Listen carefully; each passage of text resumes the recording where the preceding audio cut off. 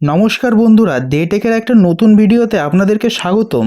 আজকে আমি আপনাদেরকে দেখাবো অন্নপূর্ণা যোজনার জন্য কোন ডকুমেন্টসগুলো লাগবে। তো চলুন দেখে নেওয়া যাক। যেমন প্রথমে লাগবে আধার কার্ড, পরিবারের সকল সদস্যের আধার কার্ড লাগবে, ডিজিটাল রেশন কার্ড বা ফ্যামিলি আইডি কার্ড যে কোনো একটা লাগবে, ভোটার কার্ড লাগবে বা ভোটার কার্ডে যে এপিক আইডি নাম্বারটা রয়েছে সেটা লাগবে এবং সেটা পরিবারের সকল সদস্যের লাগবে, মোবাইল নাম্বার লাগবে এবং সেই মোবাইল নাম্বারটা আধারের সঙ্গে লিঙ্ক হতে হবে। তারপর ব্যাংকের পাসবই, ব্যাংক অ্যাকাউন্ট নাম্বার ও আইএফসি কোড, পরিবারের সকল সদস্যের এই ডকুমেন্টসগুলো লাগবে। তারপর লাগছে পেনশন স্লিপ যদি কেউ সরকারি পেনশনভোগী হন। তারপর লাগছে জিএসটি আইএন তথ্য, মানে আপনার যদি জিএসটি নাম্বার থাকে তাহলে হবে। এক কথা বলতে গেলে যদি আপনার জিএসটি রেজিস্ট্রেশন হয়ে থাকে তাহলে এই ডকুমেন্টসটা আপনাকে ফিল করতে হবে। তারপর সিএএ আবেদনের সার্টিফিকেট, যদি আপনার এসআইআর এর নাম বাদ পড়ে যায় এবং আপনি সিএএ এর জন্য আবেদন করেছেন তাহলে এখানে সেটা প্রযোজ্য হবে এবং আপনাকে সেই ঘরগুলো পূরণ করতে হবে। তারপর কেসিসি, আরডিসিএন ক্রেডিট কার্ড বা স্টুডেন্ট ক্রেডিট কার্ড ইত্যাদি তথ্য আপনাকে দিতে লাগবে। যদি আপনি এটার জন্য এলিজিবল হন তাহলে এই তথ্যগুলো আপনাকে ফিল করতে হবে।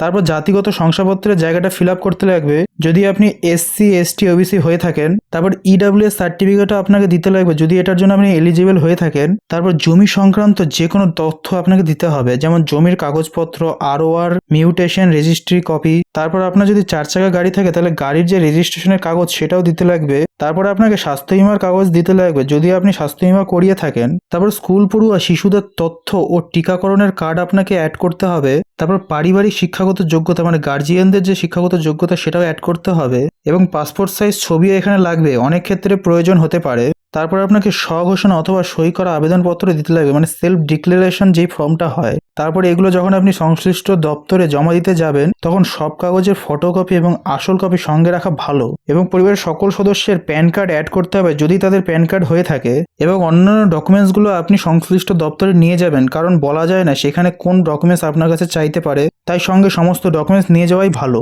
তো এই ইনফরমেশনটা আপনাদের কেমন লাগলো কমেন্ট করে অবশ্যই জানাবেন। আর আপনি যদি অন্নপূর্ণা ভান্ডারের ফর্মটা ডাউনলোড করতে চান তাহলে এই ভিডিওতে ক্লিক করুন। আর অন্নপূর্ণা ভান্ডার কারা পাবেন আর কারা পাবেন না সেটাও যদি জানতে চান তাহলে এখানে ক্লিক করুন। দেখা হচ্ছে অন্য কোনো ভিডিওতে। আর এই অন্নপূর্ণা ভান্ডার সম্পর্কে আরও অনেক গুরুত্বপূর্ণ ভিডিও আসতে চলেছে, সেই জন্য চ্যানেলটা সাবস্ক্রাইব করে রাখবেন।